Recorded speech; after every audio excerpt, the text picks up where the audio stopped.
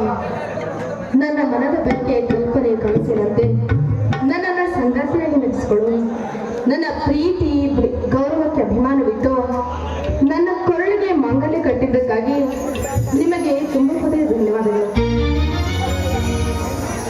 ಈ ಶುಭ ದಿನದ ಸಮಯದಲ್ಲಿ ನನ್ನ ಕೈಯಾರೆ ನಿಮಗೆ ಹಾಲು ಕೊಡುತ್ತೇನೆ, ದಯವಿಟ್ಟು ಸ್ವೀಕರಿಸಿ. ಭಾರತಿ, ನವದಂಪತಿಗಳಾದ ಮೇಲೆ ಇಂಥ ಸಮಯದಲ್ಲಿ ಸತಿಯಾದವಳು ತನ್ನ ಪತಿಗೆ ಪ್ರಥಮ ರಾತ್ರಿಯ ದಿವಸ ಪ್ರಥಮ ಕಾಣಿಕೆಯಾಗಿ ಈ ಹಾಲು ಸಕ್ಕರೆ ಕೊಡುವಳು. ಇದರ ಮಹತ್ವ ನಿನಗೇನಾದರೂ ಗೊತ್ತಿದೆಯೇ ಭಾರತಿ? ಇಲ್ಲ ಸ್ವಾಮಿ.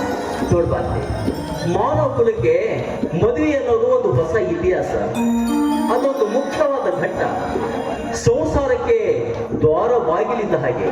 ನೋಡು, ನವ ದಂಪತಿಗಳು ತಮ್ಮ ಪ್ರೀತಿಯಲ್ಲಿ, ಬದುಕಿನಲ್ಲಿ, ಸಂಸಾರದಲ್ಲಿ ಪ್ರತಿಯೊಂದು ಕ್ಷಣವೂ ಈ ಹಾಲು ಸಕ್ಕರೆಯಂತೆ ಸಿಹಿಯಾಗಿರಲಿ, ಪವಿತ್ರವಾಗಿರಲಿ ಎಂದು ಸೂಚಿಸುವ ಸಂಕೇತವೇ ನೀನು ನೀಡಿದ ಈ ಹಾಲು ಸಕ್ಕರೆ. ಆಯ್ತು ಸ್ವಾಮಿ, ಈ ನಿಮ್ಮ ವಾಣಿಯಂತೆ ನಿಮ್ಮ ಜೀವನದ ಪ್ರತಿ ಕ್ಷಣಕ್ಕೂ ನಾನು ಪವಿತ್ರಳಾಗಿ ಈ ಹಾಲು ಜೇನಿನಂತೆ ಒಂದಾಗಿ ಬಾಳುವೆ. ಮೊದಲು ಹಾಲು ಕುಡಿಯಿರಿ.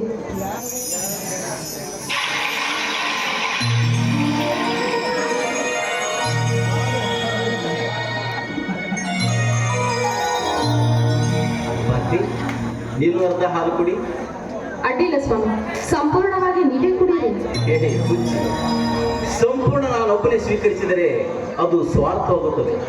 ನೋಡ್ಬಾರ್ದಿ, ಈ ಅರ್ಧಾಂಗಿನಿ ಅಂತ ಅನಿಸಿಕೊಂಡವಳಿಗೆ ಪ್ರತಿಯೊಂದರಲ್ಲಿಯೂ ಅರ್ಧ ಪಾಲು ಸಿಗಲೇಬೇಕು. ತೆಗೆದುಕೋ, ನೀನು ಕುಡಿ ಹಾಲು. ಆಯ್ತು, ಈ ನಿಮ್ಮ ಮಾತಿಗೆ ಪ್ರತ್ಯುತ್ತರ ಕೊಡುವಷ್ಟು ಸಮರ್ಥಳು ನಾನಲ್ಲ. ಕೊಡಿ.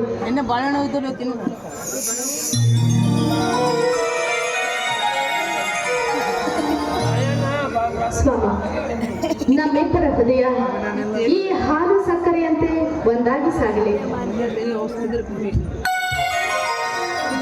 ನನ್ನ ಹೃದಯ ವೀಣೆಯ ತಂತಿಗಳನ್ನ ಸಪ್ತ ಸ್ವರಗಳಿಂದ ಮೀಟಿದಂತಾಗಿ ನನ್ನ ಮನ ಕೂಗುತ್ತಿದೆ ಭಾರತಿ.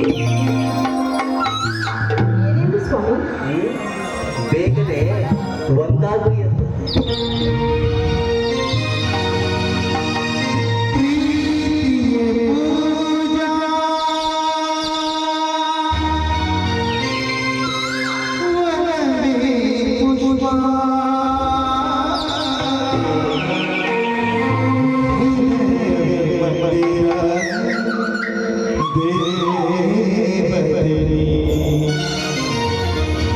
ಪ್ರೀತಿಸೋ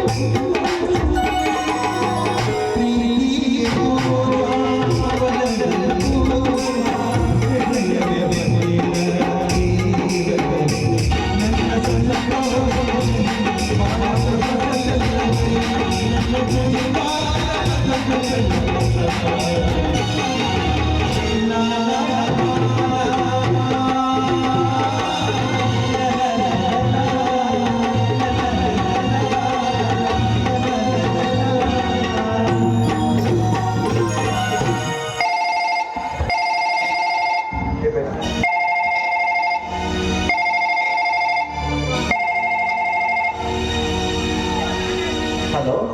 ಹಲೋ, ಯಾರು? ಮಂಜುನಾ? ಹೌದು, ನಾನೇ. ಹೇಳಿ. ನಾನು ಮಿಲಿಟರಿ ಮೇಜರ್ ಹರ್ಭಜನ್ ಸಿಂಗ್ ಮಾತನಾಡೋದು. ನಮಸ್ತೆ ಸರ್. ನಮಸ್ಕಾರ. ನೋಡು ಮಂಜು, ನಿನ್ನೆ ರಾತ್ರಿ ನಮ್ಮ ಪಕ್ಕದ ವೈರಿ ರಾಷ್ಟ್ರದ ನಮ್ಮ ದೇಶದ ಮೇಲೆ ಯುದ್ಧ ಪ್ರಾರಂಭಿಸಿದೆ. ಅದರಿಂದ ನಿಮ್ಮ ರಜೆಯನ್ನು ರದ್ದುಗೊಳಿಸಲಾಗಿದೆ. ಕಾರಣ ಈ ತಕ್ಷಣವೇ ನೀವು ಡೆಲ್ಲಿಗೆ ಹೊರಟು ಬರಬೇಕು. ಕರ್ತವ್ಯಕ್ಕಾಗಿ ಹಾಜರಾಗಲೇಬೇಕು. ಸರ್, ಅದು ನಿನ್ನೆ ತಾನೇ ನನ್ನ ಮದುವೆ. Sir, I am so sorry. I don't want any advisor. Sorry sir. ಈ ಕ್ಷಣವೇ ನೀವು ಹೊರಟು ಬರಬೇಕು. ನಿಮ್ಮ ಸೇವೆ ಭಾರತ ಮಾತೆಯ ರಕ್ಷಣೆಗಾಗಿ ಎಂಬುದನ್ನು ಮರೆಯಬೇಡಿ. ಜೈ ಹಿಂದ್. ಜೈ.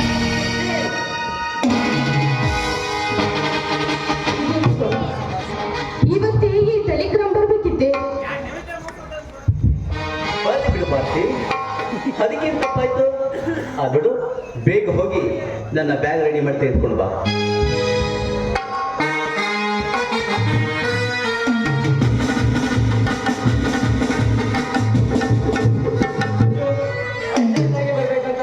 ಇಲ್ಲಿಂದ ಫೋನ್ ಬಂದಿದೆ. ನಿನಗೂ ಬಂದಿದೆ?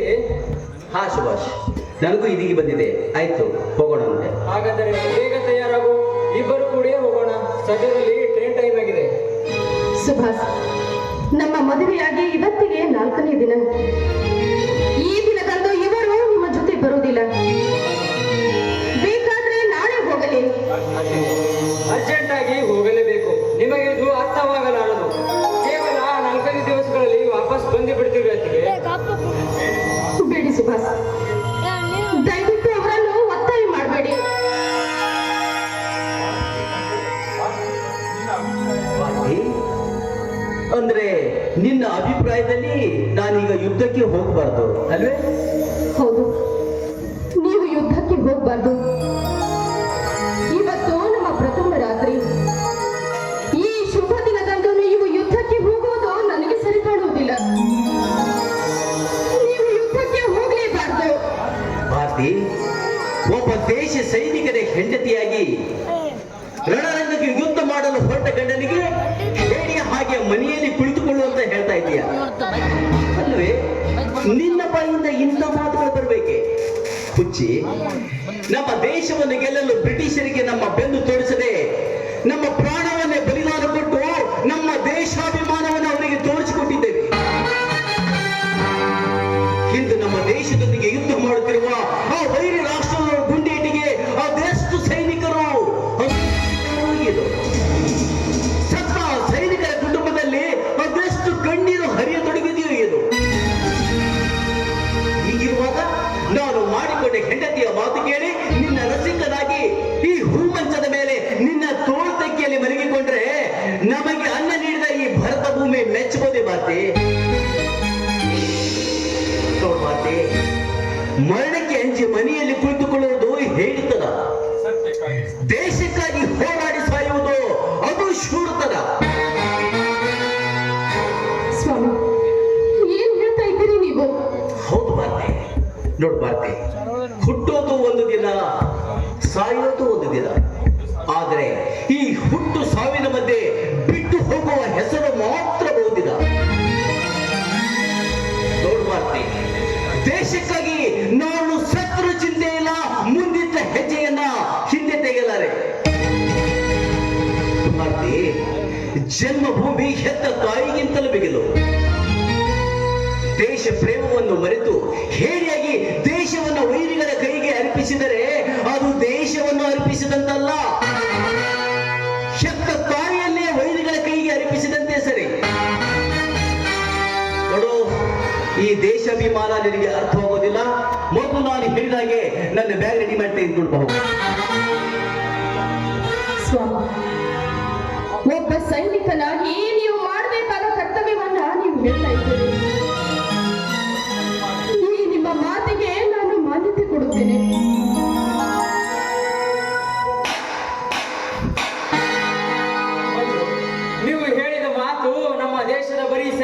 ಅಷ್ಟೇ ಅಲ್ಲ, ಪ್ರತಿಯೊಬ್ಬ ಪ್ರಜೆಗೂ ಈ ಅಭಿಮಾನವಿರಬೇಕು.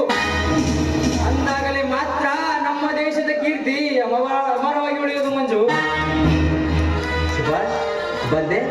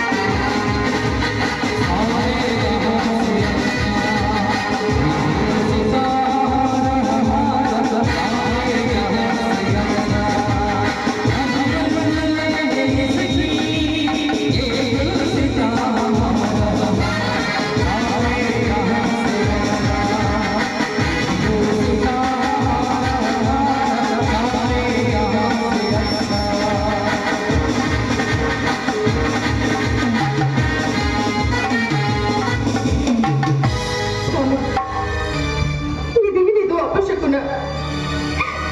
ನಮಗೆ ಆರತಿ ಬೆಳಗುವಾಗ ಆರತಿ ನಂದಿ ಹೋಯ್ತು ಸ್ವಾಮಿ. ಆಕಸ್ಮಿಕವಾಗಿ ಬೀಸಿದ ಗಾಳಿಗೆ ದೀಪ ಹರಿದರೆ ಇಷ್ಟೊಂದು ಮನಸ್ಸಿಗೆ ಹಚ್ಕೊಳ್ಳುತ್ತೆ.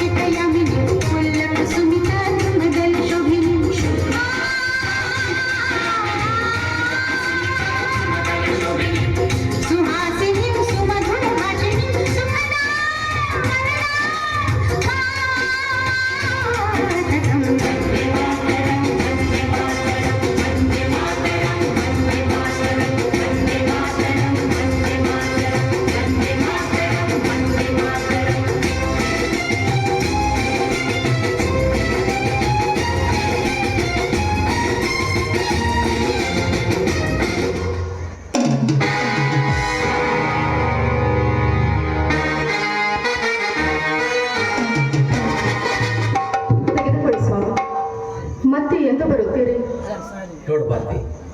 ಈ ಯುದ್ಧದಲ್ಲಿ ನಮ್ಮ ದೇಶ ಖಂಡಿತ ಗೆದ್ದೇ ಗೆಲ್ಲುತ್ತದೆ. ನಾವು ಮರಳಿ ಬಂದೇ ಬರುತ್ತೇವೆ. ನೋಡ್ ಬಾರ್ತಿ, ನಾವು ಮರಳಿ ಬರೋದಕ್ಕೆ ಸುಮಾರು 8-10 ದಿವಸಗಳಾಗಬಹುದು. ಬಾ ಮಂಜು, ಬೇಗ ಹೋಗೋಣ, ಏನ್ ಟೈಮ್ ಆಗಿದೆ. ಬಾರ್ತಿ, ನಾನು ಹೋಗ್ತೀನಿ. ಸ್ವಾಮಿ, ಹೋಗ್ತೀನಿ ಅಂತ ಹೇಳ್ಬಾರ್ದು, ಹೋಗಿ ಬರ್ತೀನಿ ಅಂತ ಹೇಳ್ಬೇಕು. ಆಯ್ತು ಬಾರ್ತಿ, ಹೋಗಿ ಬರ್ತೀನಿ.